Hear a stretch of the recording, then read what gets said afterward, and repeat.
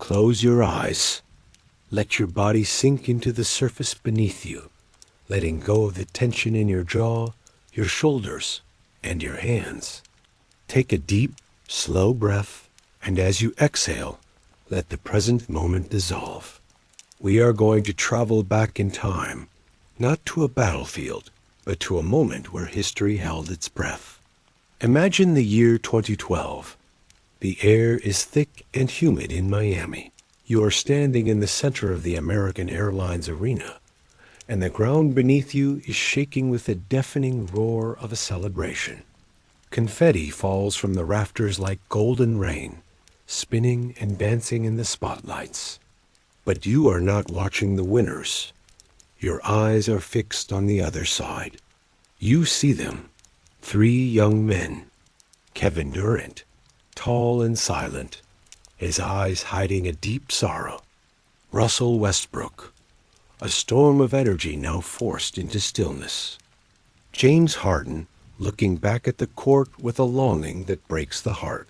In the timeline the world knows, this is where they drift apart. This is the moment the dynasty dies before it is truly born. But you feel a sudden surge of clarity in your mind. You are not just a spectator here. You breathe in, and you feel a new weight in your soul. It is the weight of the future. You have returned. You have been given a gift, the memory of the next 10 years. You know the trades. You know the regrets. And more than that, you have been given the means to change it. Check the pockets of your mind. Feel the phone in your hand. Open the banking app in your imagination and look at the number. Billions. You are young. You are wealthy beyond measure, and you have a mission. A quiet smile touches your lips as you look at the trophy shining in the distance. You whisper a promise to yourself. Not this time. This time, I am going to buy this team, and I am going to make them kings. You turn your back on the noise of Miami. You walk out of the arena, moving against the tide of the crowd, stepping into the cool night air. The path is clear. By the next morning, you are miles above the earth. You are seated in the first-class cabin of a flight heading towards the Great Plains, toward Oklahoma. The soft, hand-stitched leather of the seat cradles you. The air is cool and filtered, and the hum of the jet engines is a steady, soothing rhythm that clears your mind. You are alone in your thoughts, and you are about to orchestrate a takeover. You open your laptop. The screen glows in the dim cabin, waiting for your command. You create a new secure folder and type the name, Project Mjolnir, the hammer of the thunder. You feel a sense of absolute calm. Most people panic when they plan a business deal of this magnitude, but you already know the outcome. It is like playing a game where you have already seen the ending. You pull up the file on the current owner, Clayton Bennett. You study his face on the screen. He is a tough businessman, a man of oil and gas. But as you look at his financials, you see the red lines. His energy company is struggling. Natural gas prices are dropping, and his wealth is evaporating. You realize something profound. He is afraid. He is afraid of the luxury tax. He is afraid of losing money. But you are not afraid. To you, money is just a tool. It is the paint you will use to create a masterpiece. You lean back in your seat, watching the clouds drift by outside the window. You are the hunter, and the deal is already done in your mind. Relax into that feeling of certainty, the feeling of absolute power. You are coming for the thunder, and you are bringing the storm. As the plane touches down, you welcome the view of the vast green landscape. Welcome to Oklahoma City. You step out onto the tarmac, and the wind greets you. It is a strong, honest wind. You decide not to stay in a palace. Not yet. To conquer a kingdom, You must understand its people. You check into a quiet, unassuming motel near the arena, wanting to feel the pulse of the city before you claim it. For the next few days, you work in silence. You are building your army. You pick up your phone and call Daniel, your trusted fund manager. You tell him to move the funds because you are going shopping. You hire the best minds available. Liam, the lawyer who never loses. Sophia, the analyst who sees everything. And Amanda, the PR genius. They are your generals, assembling in New York, establishing Apex Capital. But you remain here, the emperor in the shadows. You sit in your room, looking at the wall where you have taped the photos of the players. Durant, Westbrook, Harden. You trace the line connecting them. The world thinks they are just talented kids, but you know they are future MVPs. You feel a protective warmth rising in your chest. You know that you are the only one who can keep them together. Time moves forward, flowing like a river. It is now May. You travel to Chicago for the NBA Draft Combine. This is where the league gathers, where the future is decided. You could walk in wearing a three-piece suit, surrounded by bodyguards, announcing your wealth to everyone. But you choose a different game. You dress in a simple tracksuit. You put on a pair of glasses and carry a backpack. You disguise yourself as a student, an intern, a nobody. It is fun to hide your power, to walk among them knowing you could buy the whole building. You enter the gym. The smell of floor wax and rubber fills your nose. You hear the squeak of sneakers and the rhythmic thud of bouncing balls. You scan the room and you find him. Sam Presti, the general manager of the Thunder. He stands alone, arms crossed, watching the rookies run drills. His face is tight with stress. He is thinking about the budget. He is thinking about the nightmare of having to trade James Harden because his owner cannot afford the bill. You walk up to him, stepping into his line of sight. You ask him if he is Sam Presti. He turns and sees a young student. He replies politely, but with distance. You tell him you are a big fan. You recite his draft history. Durant, Westbrook, Harden telling him that 3 MVPs in 3 years wasn't luck. It was genius. You see his guard drop. Just a fraction. Everyone loves to be understood. You introduce yourself as Lynn, an intern in data analytics, and hand him a simple card. Then you plant the seed. You tell him you have a question about James Harden. You see him flinch slightly. It is the sore spot. You ask him how he calculates the value of a dynasty. You tell him your model says if he keeps Harden, the team wins 3 titles. If he trades him, 0. You ask him if the $15 million in luxury tax is worth 3 rings. Sam stares at you. The noise of the gym seems to fade away. You have hooked him. You have spoken the truth he is too afraid to say to his boss. He checks his watch and tells you to meet him for coffee in 10 minutes.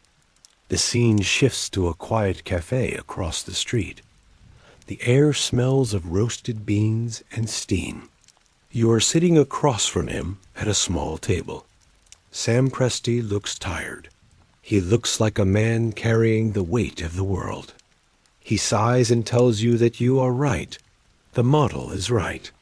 But he explains that you don't know his boss.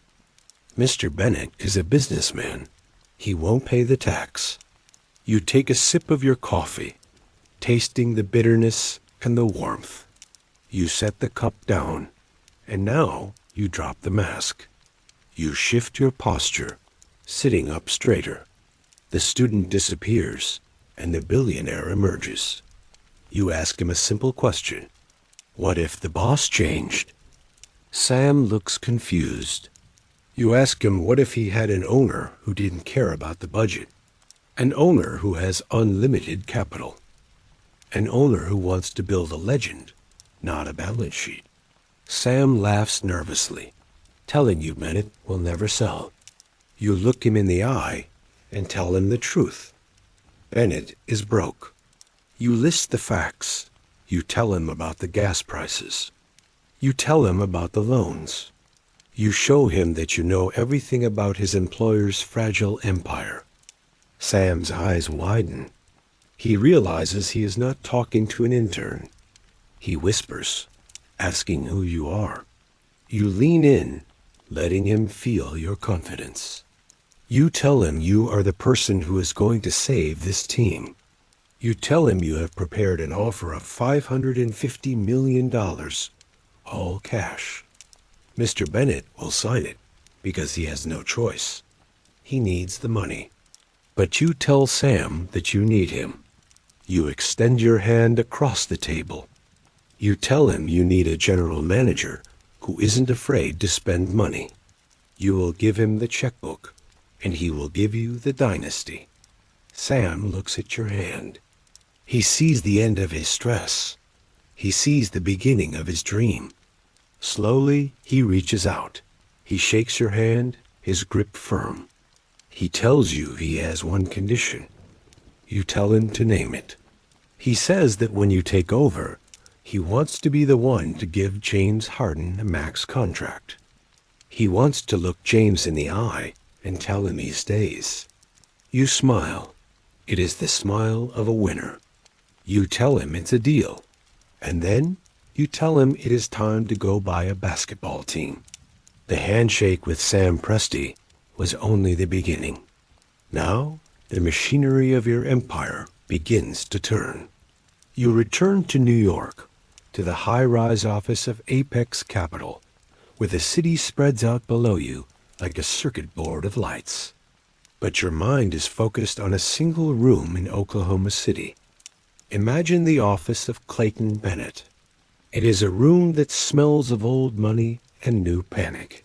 You are not physically there, but your presence fills the space. Your lawyers, led by Liam, walk in. They do not carry weapons. They carry a single blue folder. Inside lies the offer. $550 million. All cash. Visualize the moment. Bennett sits behind his heavy mahogany desk. He looks tired. The lines on his face tell the story of falling oil prices and sleepless nights. When he opens the folder, he expects a lowball offer, a shark smelling blood. Instead, he sees a number that saves his life. You are not conquering him. You are rescuing him. You can feel his relief from 1,000 miles away. It washes over him like a wave. The pride of ownership battles with the necessity of survival, and survival wins. He picks up his pen. Listen closely in your mind. The silence of the room is broken only by the scratch of ink on paper. Scritch, scratch. With that sound, an era ends. With that sound, the keys to the kingdom slide across the table to you. You feel a vibration in your phone. A simple text message from Liam. It is done.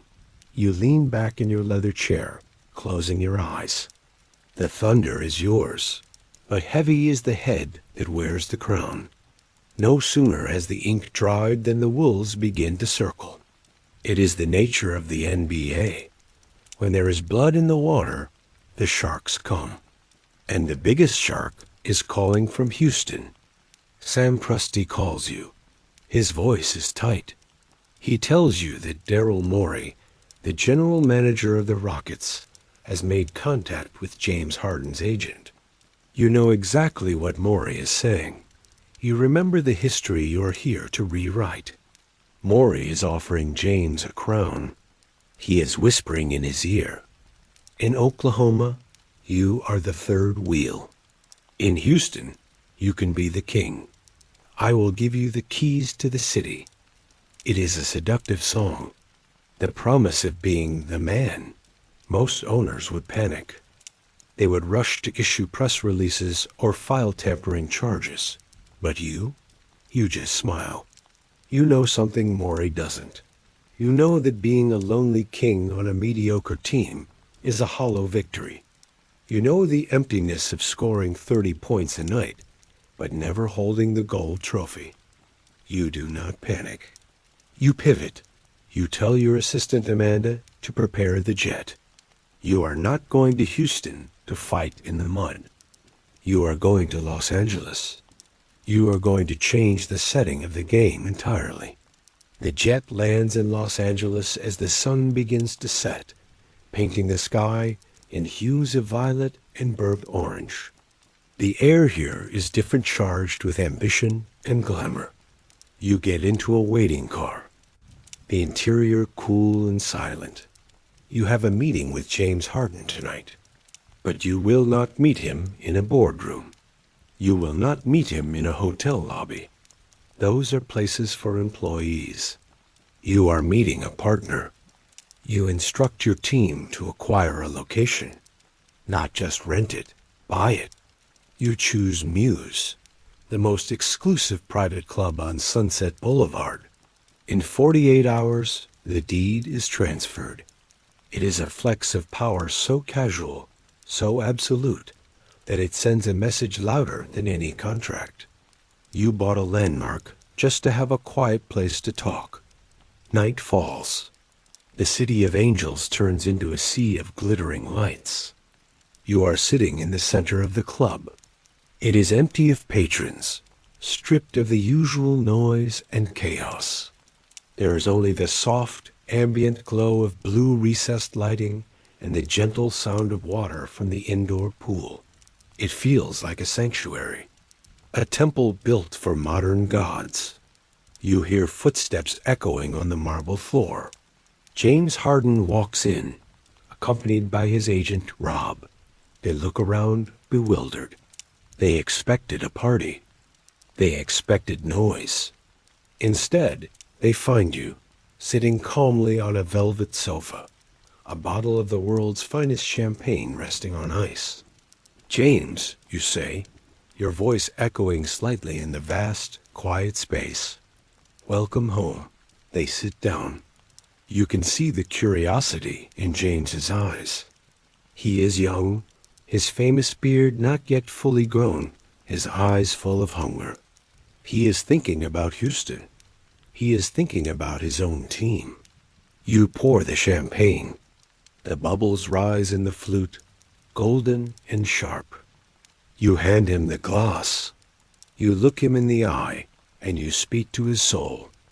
"James," you begin, gentle but firm. "I heard about the phone call. I heard they promised you a city." He stiffens slightly. He knows you know. "It sounds beautiful, doesn't it?" You continue. "To be the king, to take every shot, to have the billboards with your face on them." You take a sip of your drink, letting the silence hang for a moment. But ask yourself, what kind of king? You lean forward. Do you want to be the king of a stats sheet? Do you want to be the man who scores 40 points and goes home in the first round of the playoffs?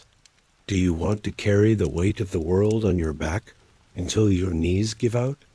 All for a crown made of paper? James looks at his glass.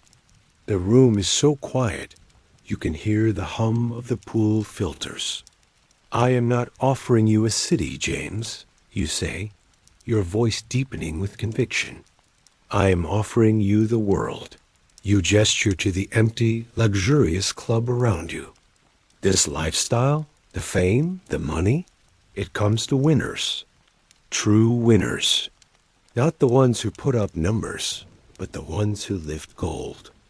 Imagine a dynasty, you whisper.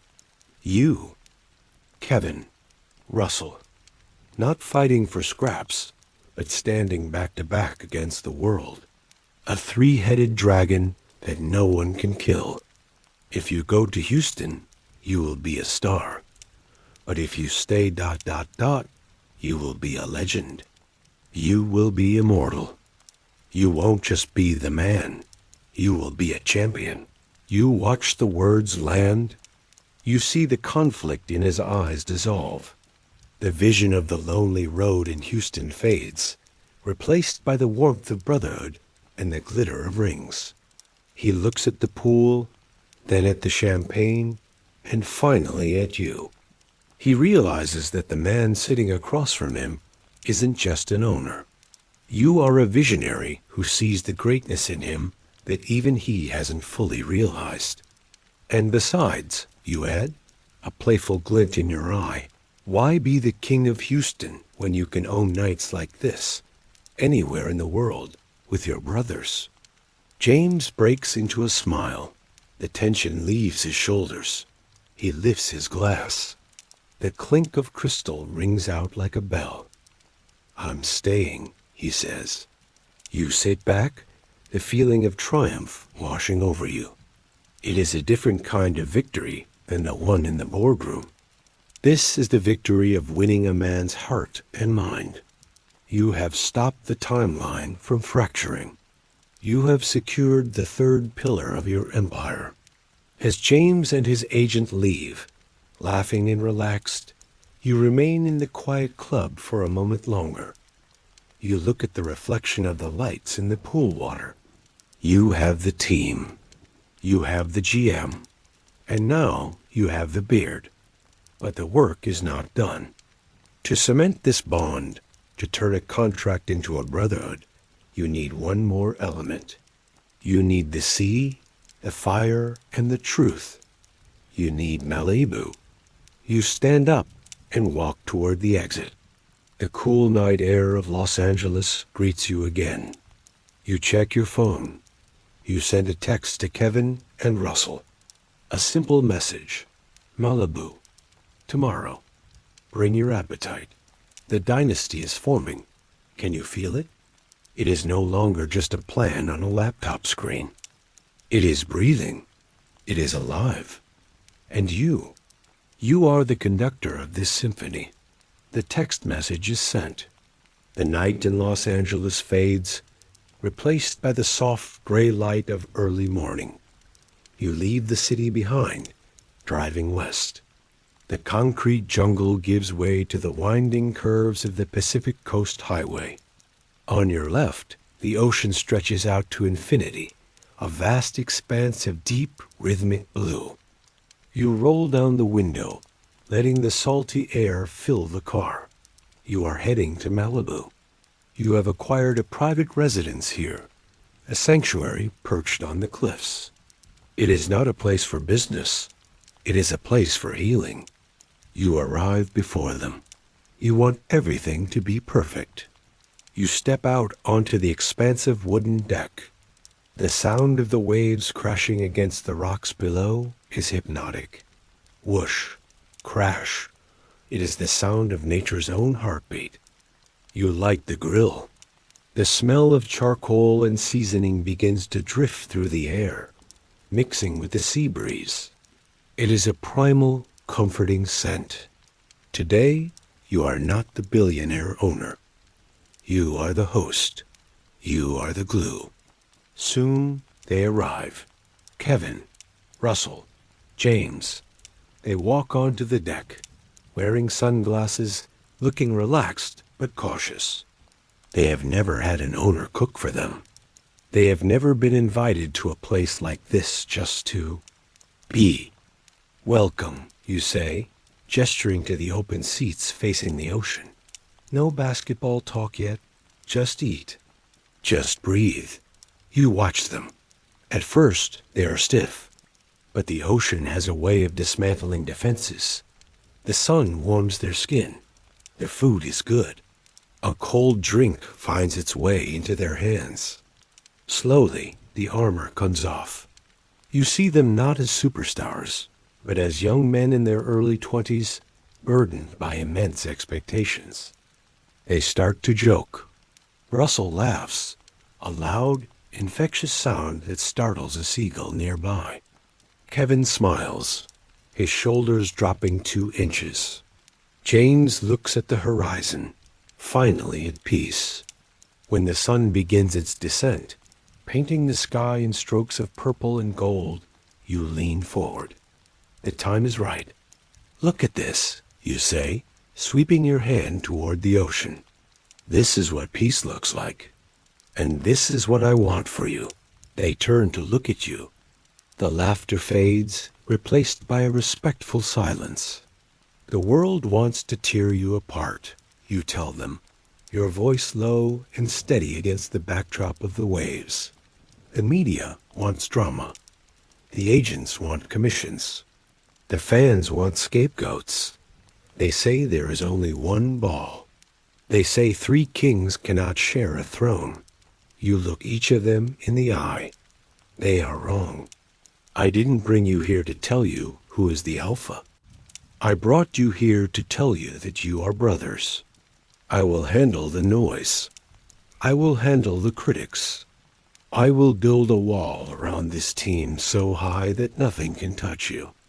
Inside that wall, you just play. You play for each other.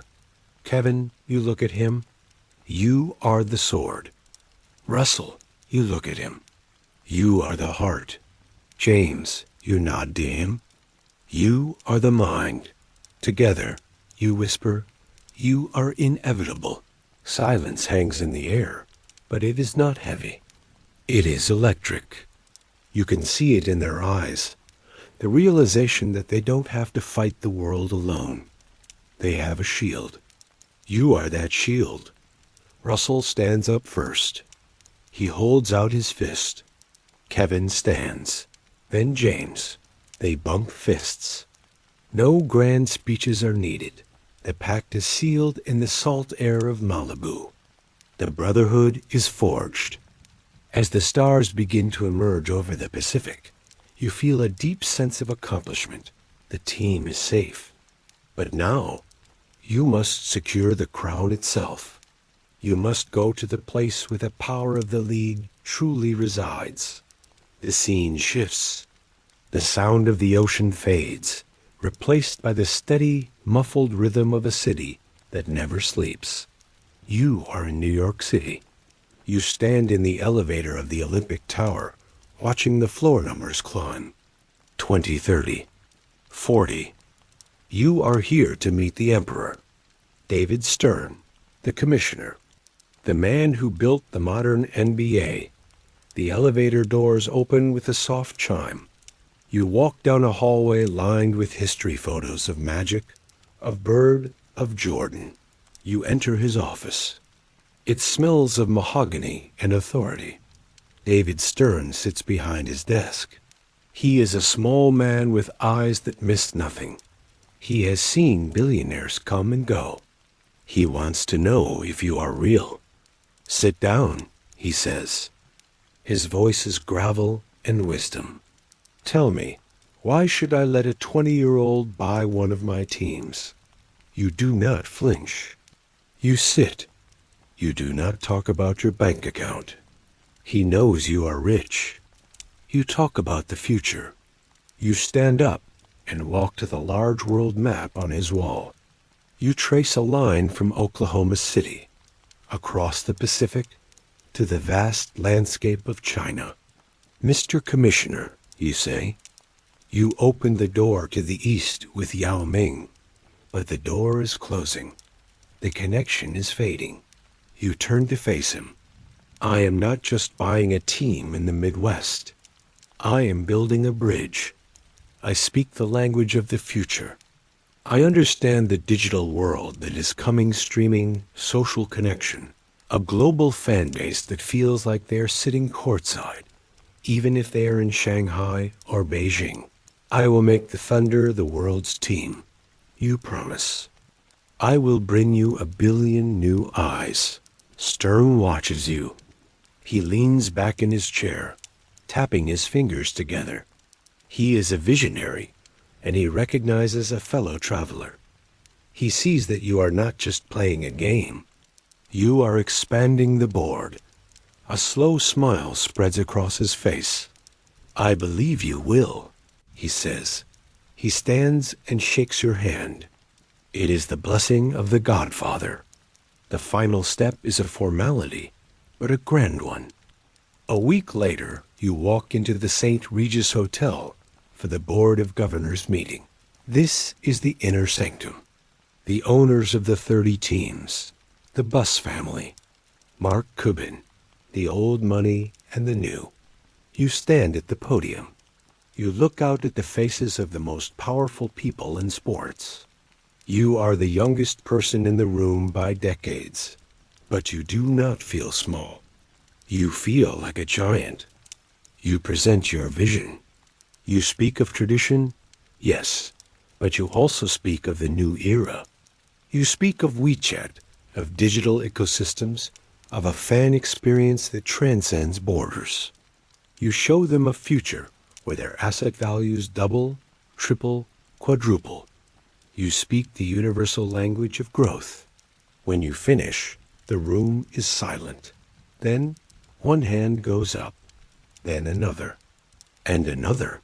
Unanimous. Stern announces the vote. Applause breaks out, polite but enthusiastic. You nod your thanks, but inside, your heart is pounding a drumbeat of victory. It is official. The paper is signed. The money is wired.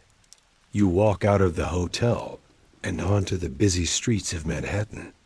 The air is crisp. You look up at the slice of blue sky between the skyscrapers.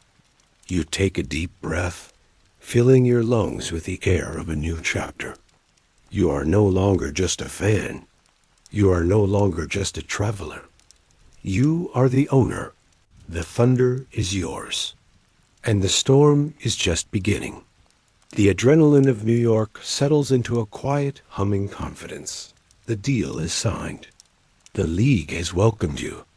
But a true empire is not built solely in boardrooms or on basketball courts. It is built in the imagination of the public.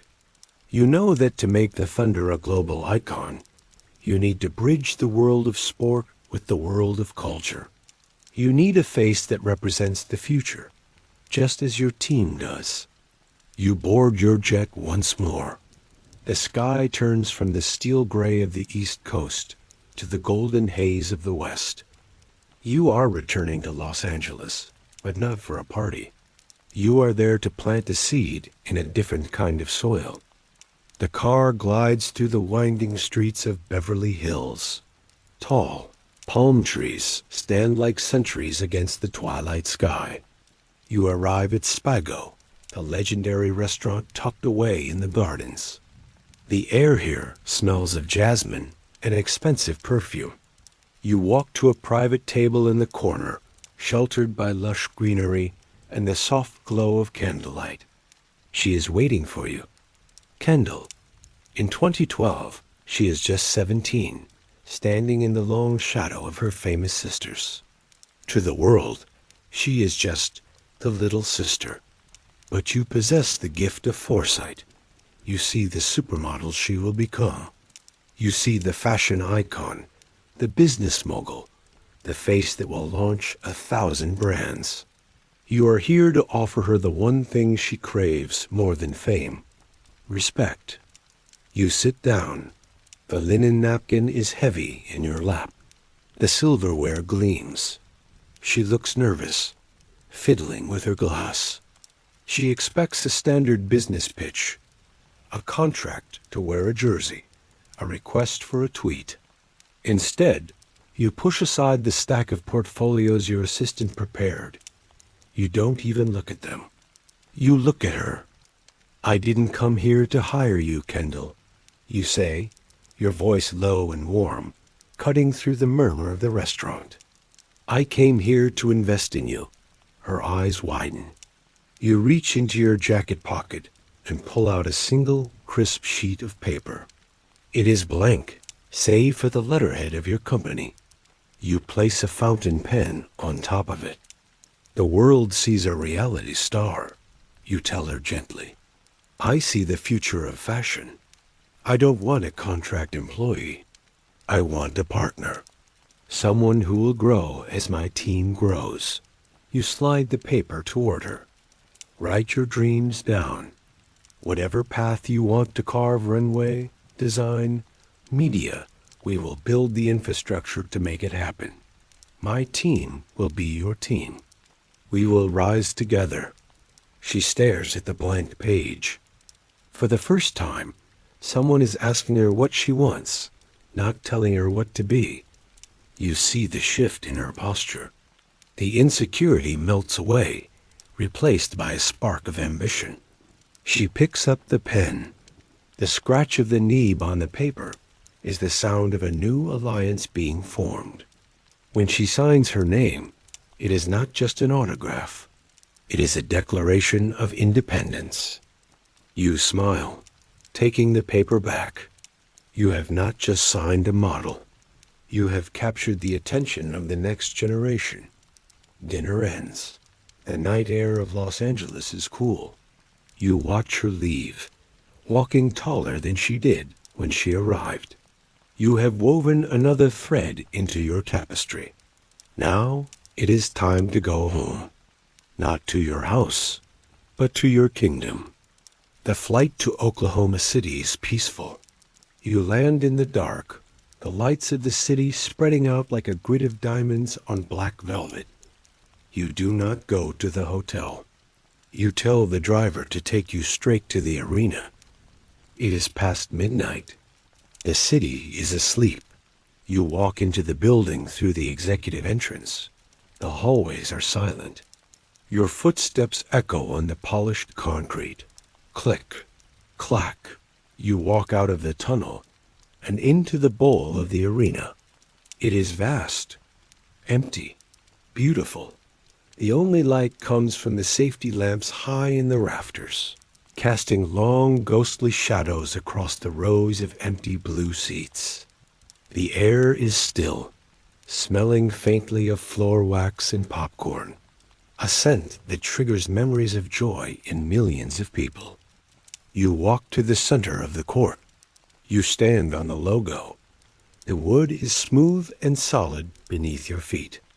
This is your stage. This is where the drama will unfold. But as you look around, something feels wrong. You look up at the signage. Chesapeake Energy Arena. The name feels heavy. It belongs to the past. It belongs to the struggles of the old owner, to the fluctuating price of gas, to the limitations of a small market. You close your eyes, imagining the future. You need a name that speaks of ascent, a name that speaks of the pinnacle.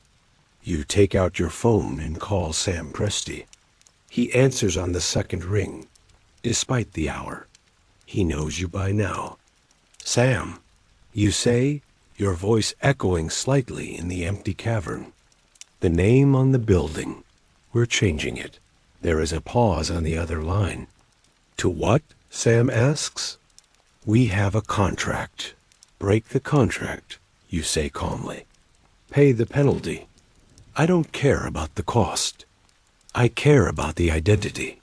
You look up at the rafters, imagining the championship banners that will soon hang there. We are calling it the Apex Center, you declare. The peak, the summit, the highest point. The Apex Center, Sam repeats, testing the sound of it. It sounds ... strong. It sounds like a fortress, you correct him. Make it happen, you hang up. You stand there for a long time, just breathing in the silence. You can almost hear the phantom cheers of the future. You can see the flashbulbs popping. You can feel the floor shaking under the feet of 20,000 screaming fans. You are the architect of this dream. You have secured the money. You have secured the talent. You have secured the influence. And now, you have claimed the territory. You turn and walk off the court, leaving the empty arena behind. But it does not feel empty to you. It feels pregnant with possibility. The stage is set. The actors are ready. The script is written. Now, all that is left is to raise the curtain. The dawn is coming, and with it, the beginning of the dynasty. The sun rises over Oklahoma City, casting a pale golden light across the plains. Today is not just another day on the calendar. It is a line in the sand. The city wakes up with a different energy. You can feel it in the air, a vibration that hums through the coffee shops, the office buildings, and the streets. It is the feeling of anticipation. You drive toward the arena. The old letters are gone. In their place, gleaming in the morning sun, is the new name you chose, the Apex Center. It stands like a modern fortress, a promise of the heights this team will reach. Thousands of fans are already gathering, hours before tip-off.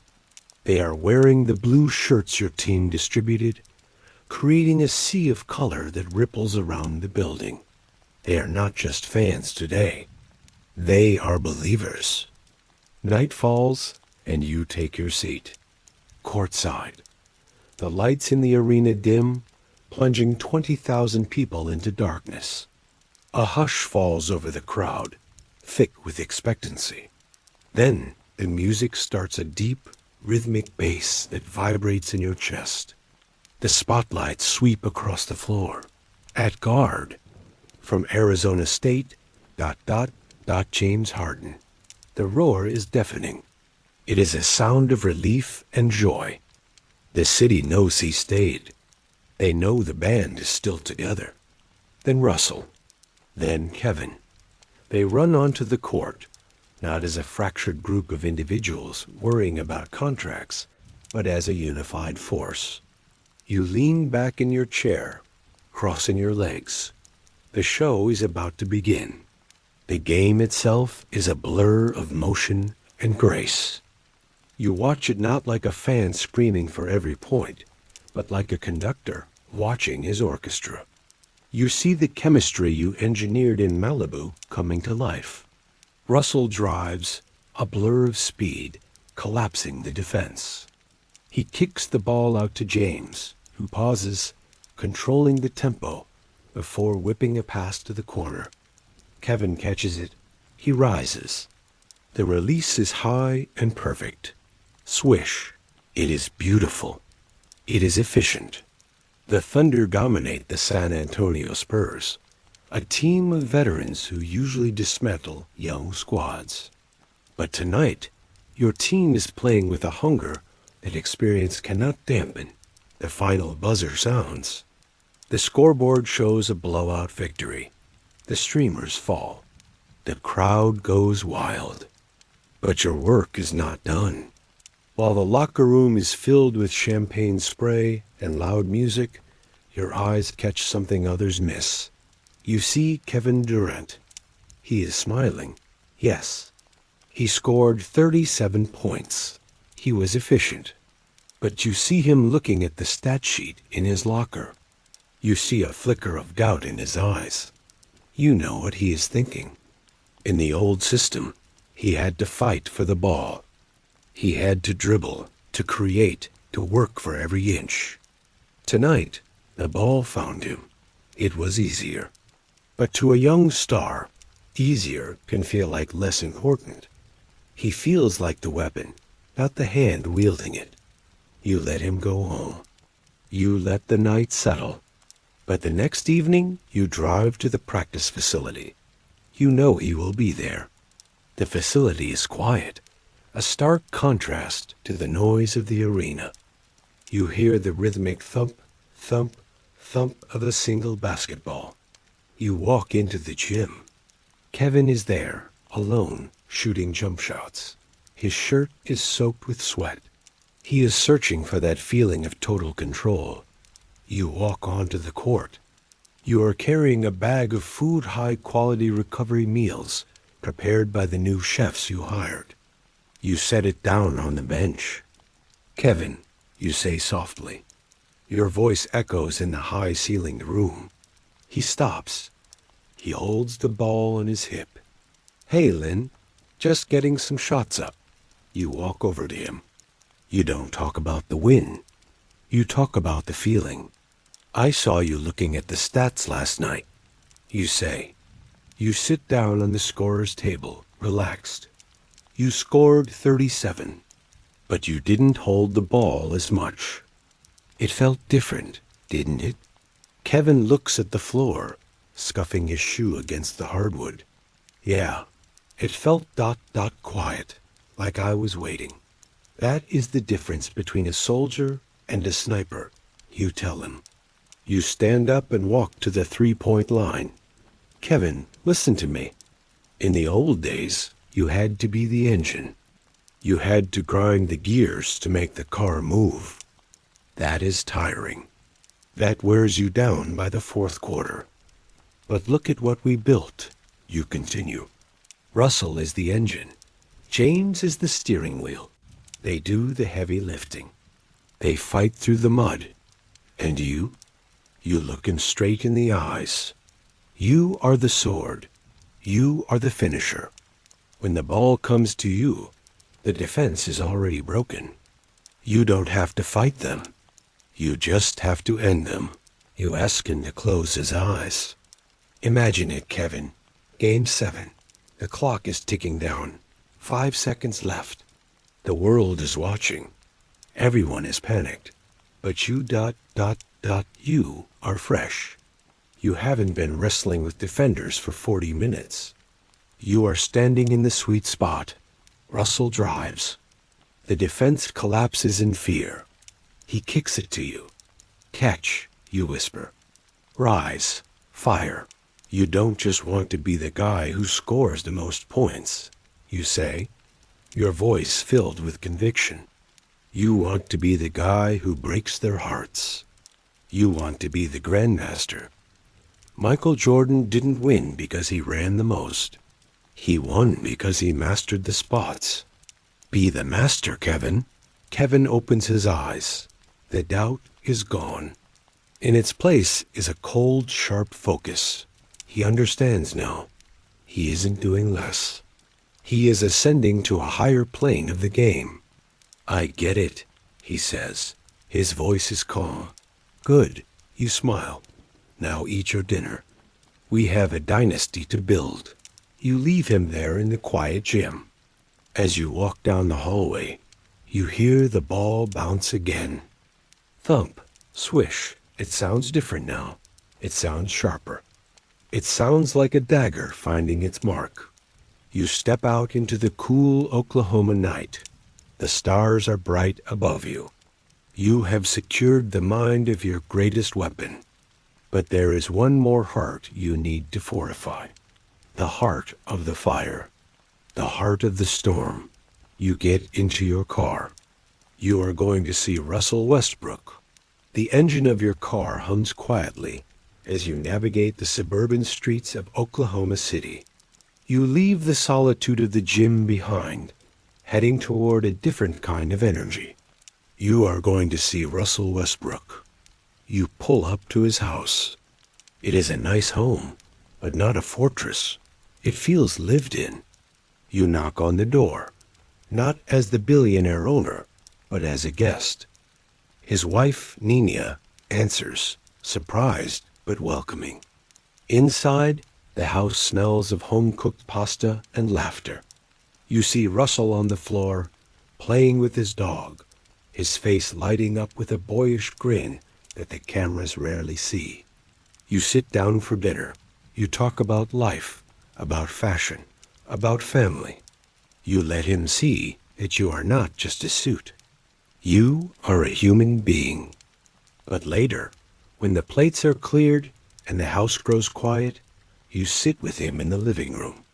You pull out a tablet. On the screen is a replay of a recent game.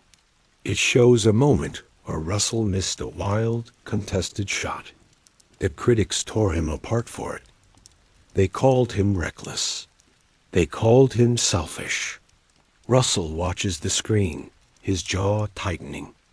He expects a lecture. He expects you to tell him to calm down, to pass more, to be careful.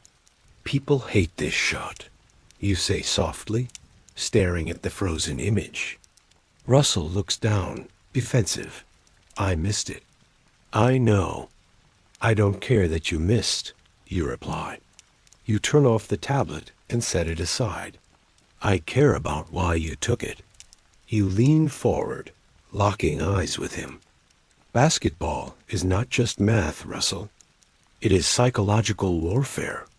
When you drive down the lane at full speed, when you jump over 7-foot giants, you are sending a message. You are telling them that we are not afraid.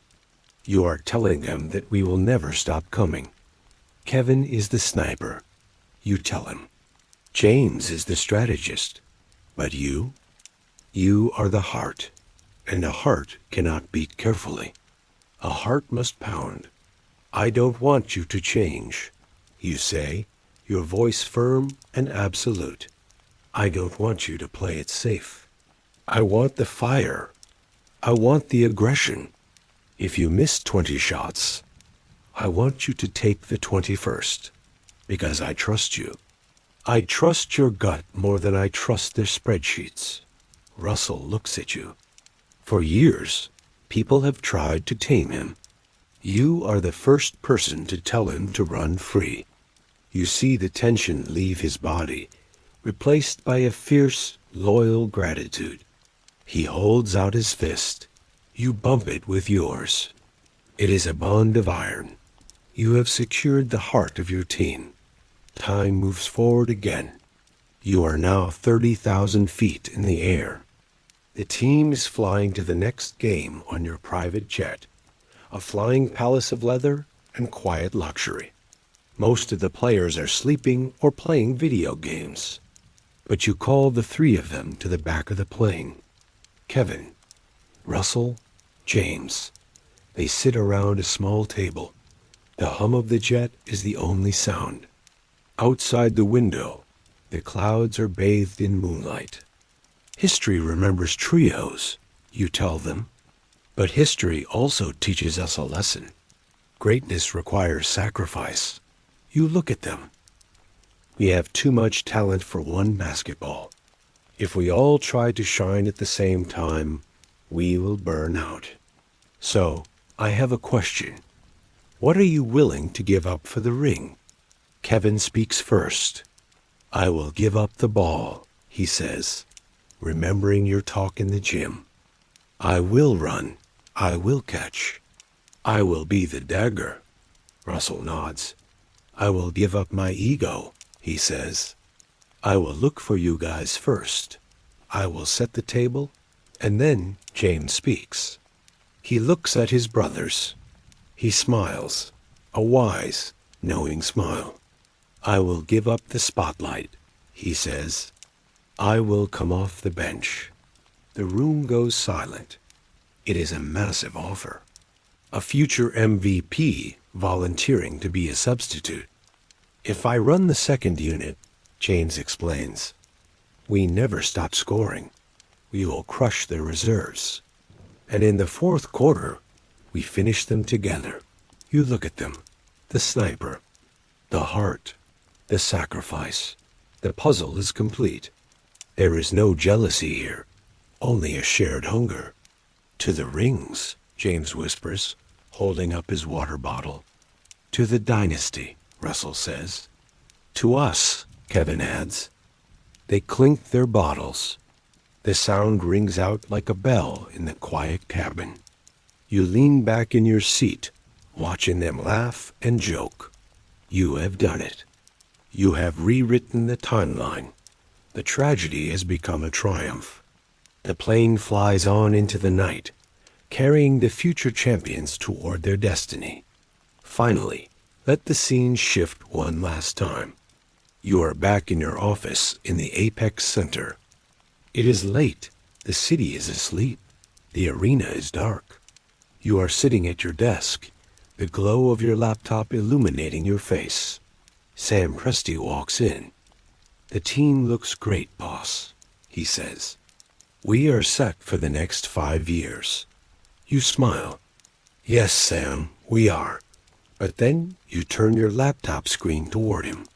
On it is a grainy video from a second division league in Greece. It shows a skinny, awkward teenager running down the court with limbs like a spider. A boy named Giannis. But we are not just building for 5 years, Sam, you say softly. We are building forever. Sam looks at the screen, confused but intrigued. You know something he doesn't. You know that this skinny boy is a future Greek god. You are already 10 steps ahead. The game never ends, and you will always be watching, always guiding, always protecting. You close the laptop. The screen goes dark. You stand up and walk to the window, looking out over Oklahoma City. The lights of the city twinkle below you, peaceful and steady. You have saved the team. You have kept the brothers together. You have built a home for greatness. The storm has passed. The thunder rolls on, but it is a sound of victory now, a sound that watches over the city like a lullaby. The seasons change. Winter turns to spring, and spring turns to the scorching heat of summer. We are fast-forwarding now, gliding over the months of victories, the record-breaking streaks, the moments where the world realized that the Oklahoma City Thunder had become a juggernaut. It is June 2013, 1 year after the heartbreak that started our journey. The setting is the same, but the feeling is entirely different. We are back in the NBA Finals. And fittingly, the opponent is the Miami Heat. LeBron, Wade, Bosh, the Giants who crushed the dream in the old timeline. But this time, the script has changed. The series is tied 3-3, Game 7, and it is happening on your home floor in the Apex Center. Imagine the atmosphere. 20,000 people standing, wearing shirts of gold and blue. The noise is not chaotic. It is a unified wall of sound, a chant that shakes the foundations of the earth. You are sitting courtside, as always. You look calm, but inside, your heart is racing with the same rhythm as the clock. The final minute. The score is tied. The Heat are tired. They have been chasing shadows all night. But your team? Your team is built for this. You see James Harden bringing the ball up the court. In the old history, he would have been on the bench or wearing another jersey. Tonight, he is the conductor. He signals the play. He drives left, collapsing the defense, drawing the eyes of the world. He doesn't force a shot. He smiles.